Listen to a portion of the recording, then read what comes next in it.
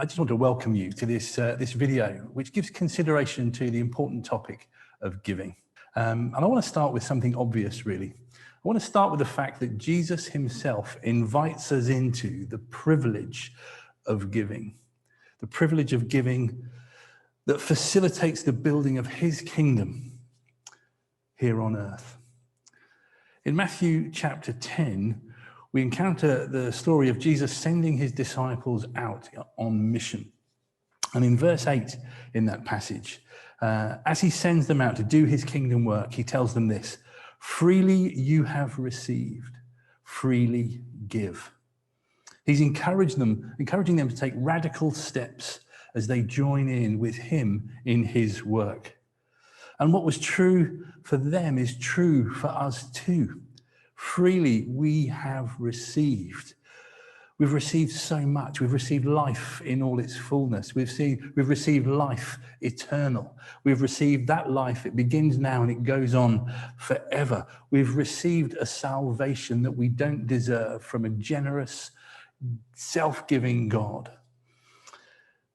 So generous that he gave himself for us. He gave his all for us.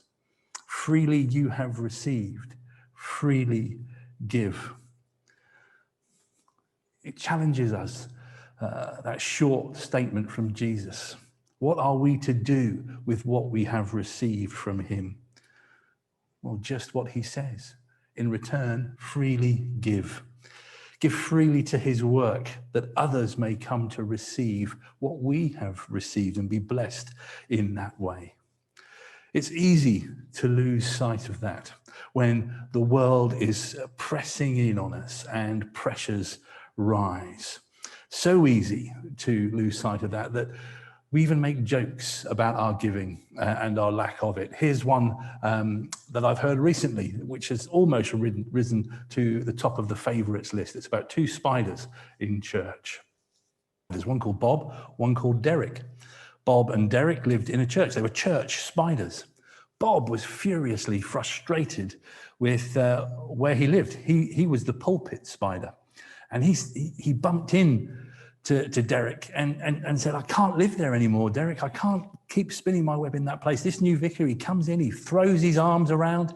He just disrupts everything, throwing his books down. He's broken my web 3 times. I've got nowhere to live and it's noisy and I've got to be living somewhere else or I'm going to go mad.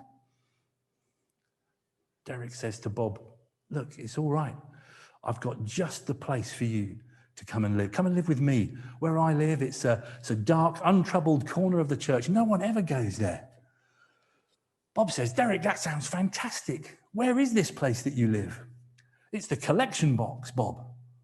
Humour is a good thing to have around when we're talking about something serious like giving. But it is a serious issue, and we need to bear in mind the serious challenges that are around giving at this point in time. There is a real hard financial edge to this pandemic, which is reducing our income. And if we stack that alongside the fact that not every member of our church family is engaged in regular planned giving to the mission and ministry of this church, then we begin to see the challenge that's before us. So what can we do? What should we do? And how can we do it? Well, this short video, I hope, will help us to reflect on those questions and the way through the difficulty, where we can come to that place of embracing Jesus's invitation. Freely you have received, freely give. Please continue watching what follows on this video. But I would ask you, having watched this short video, please pray. Please pray for our church, but also take action. Thanks for watching. God bless.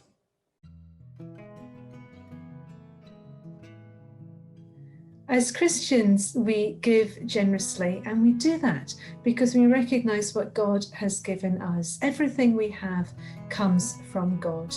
And part of discipleship is giving back to him what he has given us. And we do that in a variety of ways. We do that with our time, we do that with our talents, and we do that with our money. Hi, I'm Abby. And I'm Michael. We would really encourage you to give financially to St Paul's. As well as this, you could also give your time and your skills. I'm a producer for a video production company, and I've decided to offer creative services to the church, including creating a new logo. If you have a skill that you think the church could benefit from, please offer it. My church has a bold vision to share the gospel with the whole town, to see lives and communities transformed. And it holds events, offers support, and engages with different groups throughout the week to live this vision out. I want to be part of this story, and so that my church can continue to impact people's lives for the better. My giving matters to my church, principally because my church exists to grow disciples of Christ. And in helping me to understand the importance of giving and generosity, I then freely give so that I may know what it is to live in relationship with God, who first showed us the best example of sacrificial giving in giving us Jesus. What's the most challenging thing about being church treasurer? Apart from the long hours and the lousy pay, that is. I don't get paid. The most challenging thing is trying to draw up an annual budget. Many people think that churches are funded centrally or that we receive government grants, but that's simply not the case. The only money we receive is that which comes from our generous-hearted church family. We do that firstly because that's a sign of our belonging to the place where we receive so much. A sign of recognition that we are part of this church family. And so it's quite natural then to want to give financially to support the work of that church. We want our churches to be active in mission and ministry. Now we need people to be able to do that. We need resources. We need to have really good buildings that allow that to happen, good hospitality that welcomes people in, tools and resources to be able to go out into the community and meet people. Jim asked us to think about why we give money to church, which has prompted us to have a conversation and discover that it's not necessarily as straightforward a question to answer as we initially thought.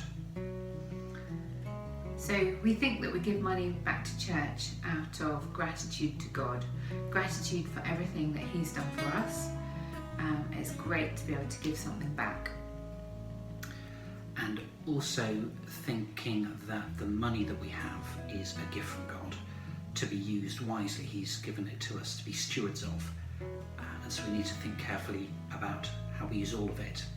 And for us, the money that we give to God is a way for us to invest in a world that we want to see, invest in a future that we want to be part of, and invest in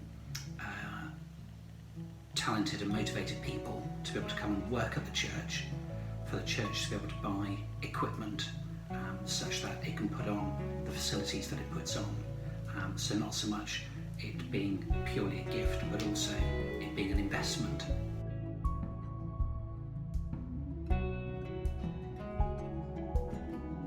The church needs to know how much its regular income will be, and that in turn means that our church family needs to think about regular, meaningful, committed giving. Now, one-off gifts are wonderful. We will never turn them away. They take us by surprise and often finance projects which we thought we couldn't afford.